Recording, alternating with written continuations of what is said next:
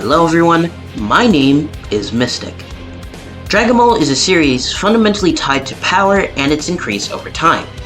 Characters like Goku, Vegeta, and Gohan's increase in power is achieved through harsh training, latent potential, and an unbreakable will to keep going and fight the good fight. But ever since the beginning of the series, the simple question has been asked: why not use the Dragon Balls and wish to be more powerful? Why not wish to be the strongest in the world, the galaxy, the universe? Well, although Dragon Ball Super has attempted to answer these questions explicitly, some still seem confused about the topic. So I personally wanted to share my interpretation on how wishing for power works, or rather, doesn't work in the landscape of Dragon Ball. Before I get into the video, I would like to make this abundantly clear. I'm not claiming to have all the answers to how wishing for power in Dragon Ball works.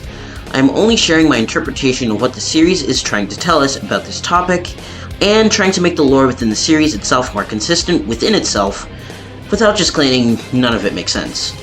As my friends would say, I'm taking a crack at analysis for once. So, without further ado, let's get into why wishing for power in Dragon Ball simply does not work, at least not in the way you think.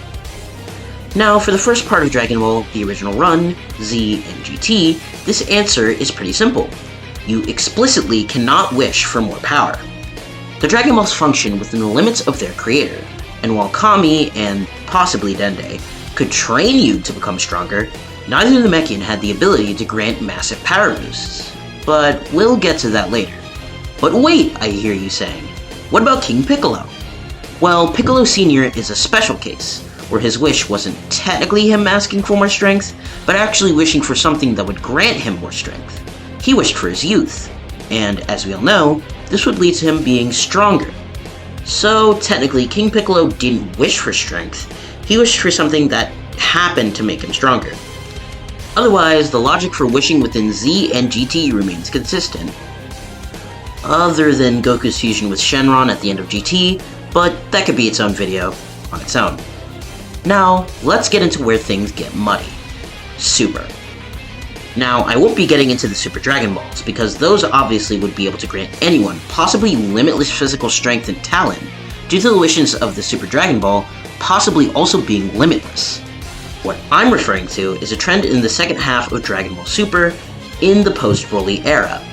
In both the Granola arc and the superhero saga of Dragon Ball Super, a character asks a dragon to make them stronger, and seemingly out of nowhere, the dragon grants their wish and makes them stronger than ever before. However, I'm here to tell you, it isn't as simple as that. Let's go case by case, but for simplicity's sake. First, Granola and Gas. This is very easy to understand if we take a look at the specific wording of the dragon Tarambo as Granola attempts to wish to be the strongest in the universe. He quite literally states he cannot do that wish, unless he does it in a certain way. Tarambo explicitly states what he is doing is not granting any power new to Granola, but a power that he would have achieved if he had trained for the remaining 147 years of his life. Essentially speaking, he's receiving the equivalent of 150 years of training within a single wish, which expends his lifetime down to only 3 years of time. This is expanded and explained even further by Gas and his similar wish. We can assume that the mechanics of Gas's wish are similar, if not the same, as Granola's wish, considering that Alex speaks about his wish, and how it functions in a similar way to how Granola's wish functions. Gas's wish clearly expends his lifetime over time, with Gas physically aging and even decaying while still alive, the more he fights and expends his energy. Unlike Granola, who had roughly 3 years left, Gas had hours, possibly even only minutes left to live. The wish doesn't grant power not within you. It simply grants you instantaneous training that is equivalent to how long one would need to train to achieve the title Greatest Warrior within the universe. For Granola, he could achieve this with only 3 years left to live, while for Gas this left him with an incredibly short amount of time for him to fight and live. In layman's terms, this is the equivalent of an instant trip to a room of spirit and time, rather than the power of coming out of nowhere. Granola didn't wish for any power he couldn't have naturally achieved through training. He basically just leveled the playing field by having his training done through a wish instantaneously. I don't think this should count as him wishing for power. Now for a more complicated case. Piccolo in Dragon Ball Super Superhero achieves 2 new transformations, both of which were granted to him by wish to Shenron. Pretty damning, right? Well, not as much as you'd think. Piccolo actually explicitly asks for his latent potential to be unlocked, like Gohan and Krillin's on Namek. This only reaches deep into your potential and releases it to the surface, allowing you to use your own power more effectively. This is essentially what Piccolo's entire power-up in the movie is, a potential unlock, just like Ultimate, or even as simple as the potential unlocks on Namek, or the one Goku received after drinking the Ultra Divine Water. It's as simple as that. Until you get to Orange. In the movie itself, Orange is described as an extra bonus.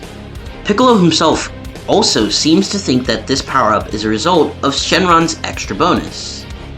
But this isn't actually the case. Orange, as a transformation, is still a part of Piccolo's latent power. Piccolo could always access Orange. He just needed to have the right catalyst after his power was awakened, which came when Gamma 2 pushed him to his very limits. His evolution into Orange is even considered his latent power awakening by the movie's marketing. I once again think it's unfair to count this as wishing for power. So, what have we learned? In Dragon Ball, despite what you may think, wishing for power is not as simple as it may seem. You may think that wishing for power is as simple as finding Shenron and wishing to be the strongest in the universe. But really, you can only wish for power within your own limits and potential. It's essentially like going through the ritual old Kai can do to unlock Ultimate, but instantly and with slightly different mechanics depending on the wish. Oh, and one last thing. There is one way that it has been confirmed you can completely wish for more power in Dragon Ball that isn't latent within you. With the Dark Dragon Balls in Super Dragon Ball Heroes. But I don't think those Dragon Balls are as easy to find as Dende said. I think this is a good place to leave off this topic for now. What do you guys think? Is wishing for power in Dragon Ball actually super simple, or is it actually really as hard as the show presents? Leave a comment down below with your thoughts and opinions. I'd love to discuss this with you guys. If you liked the video, please be sure to like, share, and subscribe. It really helps out the channel. If you're interested, please be sure to join our Discord server, where you can suggest what-ifs, post art that may be featured at the end of videos, or even talk to me. Anyways, without further ado, I bid you farewell. Bye-bye!